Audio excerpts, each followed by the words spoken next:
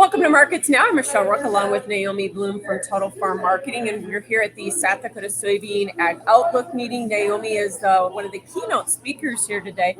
Let's talk a little bit about, first of all, what are you going to be telling producers today about soybean pricing in the market ahead? Yeah, so we're going to be taking a look at Outlook as far as understanding where current demand is at for United States soybeans, where's the global demand at, and then taking a look at U.S. supplies, global supplies, and ultimately where prices can go. Now, the story I'm going to be telling today is a little bit friendlier to start as we head into the new year, and I think there's some opportunity there yet for producers. Then the story is going to shift after that, especially because the Brazil weather is so far okay, and if the United States weather can improve this winter and spring, then the friendly story starts to dissipate. So we're going to talk about longer-term strategies, making sure that you are just prepared for short-term and long-term, how to be defensive if you need to be so as the months come along here. But right now, it's a friendly story. Okay, I want to break this market down. So, folks, we had mostly higher closes in the grains today, with the exception of a few of the wheat contracts. And Naomi, we have seen soybean prices, meal has pushed into new contract highs. Some of that, as you and I have talked, has been meal oil spread unwinding. But how long do you anticipate meal is going to lead this rally? I would say it's more of a shorter term thing, and it really does go into the soybean meal oil spreads. So if you can keep an eye on that, that really helps to dictate as far as how long these go. I would give it maybe another week or so, and then you see things kind of ease back a little bit for the shorter term. But the big picture, it's a friendlier market because of what's happening in Argentina with the weather there. They're going to be producing less soybeans. That means less soybean meal, soybean oil. As you know, Argentina is the number one exporter of those products in the world. So maybe we see some of that business come to the United States. The soybean meal rally could last longer if we see export sales for the meal actually pick up. But in the shorter term, there's just a lot of excitement for spread traders, and they have their excitement. So exports this morning on a weekly basis for beans were good. We also saw almost 31 million bushels of additional flash sales this morning. How long do you anticipate this demand is going to hold together and continue to push this market? I think that for the export market, the soybean demand stays strong as we head into mid to late January. Then you see things kind of ease up a little bit because we'll have a better idea how that Brazil crop is doing. If the Brazil crop is as good as it can be, you're going to naturally see the soybean market here and exports slide back a little bit. It doesn't mean that our export demand just falls apart, but then it goes to those smaller sales like a normal year. And then that would usually, like I said, like January, sometimes early February, that coincides with market seasonals also. Gotcha. Do you think we get above 15 again, and what's the time frame? I am supportive to this bean market. I do think that the soybean futures have the ability to push higher yet. I think that we see part of that happen heading into the new year, and then be very aware there's a 2-week January drop that happens right after the new year. But the prices have a pretty good ability to work higher until the February USDA report, and then traditionally the party's done right after that. Last year was the exception because of the Ukraine war. So I think be aware of traditional seasonals, what normally would happen, and that'll be how you help dictate when you're going to be making those cash moves. So the corn market has had a big pullback. We did take out some long-term support areas. A lot of that was due to what was going on in the wheat market. But do you think that we have started to try to bottom? And we've been up the last 2 days, and so can we build on this? I do.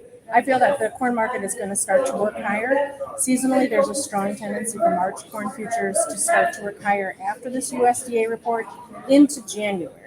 And the average rally over the past 15 years, it's gone up 15 out of 15 years. And the average rally is 47 cents. So I think there's some opportunity there. 47 cents gets that corn market back closer to that $7 handle. But let me be clear right now, we don't have a reason to go higher than $7. So we'll probably see that corn market stay range bound. Prices can't fall apart because all that'll do is stimulate demand. Prices are going to have a hard time rallying because then we'll lose demand. So I think we're going to kind of walk a tightrope for prices, but it still is a friendly picture just because our ending stocks are so low.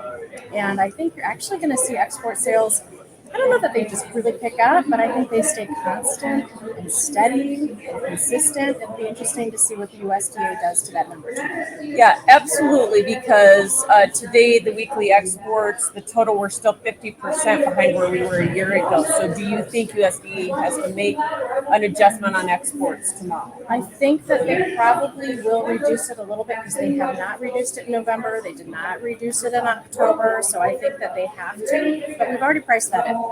So that's what this recent pullback has been about. So again, if they make it where ending stocks are suddenly a lot bigger, all that's going to do is crash prices and then really pick up that demand again, and then prices rally. So I'm of a little bit more of an opinion where you're going to see the export pace just kind of stay steady Eddie, and then we're going to see what's happening with South American weather and that second crop corn. If there's second crop corn in Brazil is threatened in any way, then you see the U.S. export market pick up. And wheat has had such a big pullback. The funds have been really relentless sellers, especially in Chicago wheat. Do they keep pushing this thing, and why did they push it this far? Yeah, this is a little ridiculous. This is overdone in my opinion. I don't know if it was just trying to do some year-end position squaring, but just like corn and soybeans, the March wheat, Chicago wheat futures have a tendency to work higher into the end of the year. And with the bargain value that wheat is at right now, we're not over the woods as far as, the tight ending stocks go here in this country. Globally, for the past 2 years, we've used more wheat than we produced. So the wheat ending stocks globally have been on decline. So I think wheat is undervalued here, and it's on sale and has a good opportunity to have at least probably a 50 to 75 cent price recovery. And then it'll be at a point of looking around to see if demand is keeping up and what the funds are doing at that time. Cattle market, we did see some higher prices today. And do you think that market is just going to continue to kind of grind higher here? It's not like we've shot, up substantially. We go into new contract hires and live cattle, and then we kind of consolidate. That's kind of healthy, isn't it? Yeah, it's okay. The market is doing a really good job of making sure demand is keeping up as these prices stay high. And I'm really comfortable with how it's behaving right now. We know it's a friendly story for the longer haul, but at the same time, we're a little bit uncertain about recession. We're a little bit uncertain as far as where the global demand is going to be. Maybe global demand picks up with China coming out of COVID. If their economy gets humming again, they start importing more. They are a big buyer of beef anyway. So I feel for the short term, you're going to see more of that consolidation action like we're talking about for the cattle market. But bigger picture, it still is a friendly story, of course, because of the reduced number. And hogs, we had funds were big buyers last week. We had higher weekly closes, and it looked like that was all technical in nature. Where are we going with this market, though, ultimately? Because it seems like the market was betting on maybe some China business that we haven't necessarily seen. And like today, we had cancellations on exports. Yeah, that's a touch and go market, as you said. We've got China coming out of COVID. We know that their hog production is up. The market is optimistic, but at the same time, it's got to make sure that demand is keeping up as well. So like you said with cattle, I think we're going to see that with hogs. 2 steps forward, 1 step back, and then wait and look behind to see if the demand is really keeping up or not. What I'm curious about this winter is if we have any disease issues that come up here in our country. Just, of course, that happens every year. Or if African swine fever, occurs again in China or something like that. So that is more of my concern right now, is just to see if we have herd health, and then the demand just kind of seems to be touch and go. All right. Well, always a pleasure to see you. Thanks for being here in South Dakota. Naomi Bloom is joining us here with Total Farm Marketing on Markets Now.